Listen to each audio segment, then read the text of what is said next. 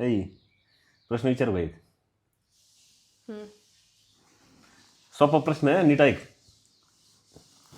अगं लक्ष दे ना जरा, परत तुझ्या डोक्यात बसत नाही मी काय बोलतो. हो विचार. अशी कोणती गोष्ट आहे जी लिहिली तर जाते पण वाचली जात नाही, म्हणजे वाचू शकत नाही लिहिल्यानंतर? काय लिहितोय माणूस? माणूस लिहित नाही म्हणजे मी काहीच बोललेलं नाही. मी तुला काय म्हणलंय, सगळं असं कन्फ्युज करते, क्लू काढून घेते हो माझ्या. अहो विचार करा, लिहिली तर जाते ना वाचलं मग लिहायचंय कशाला म्हणते मी, वाचायला नाही वाचायचं नाही तर. तू लॉजिक लावू नको, प्रश्नाचं उत्तर दे. नाही माझं तसंच असते, मी लॉजिक लावूनच उत्तर देते.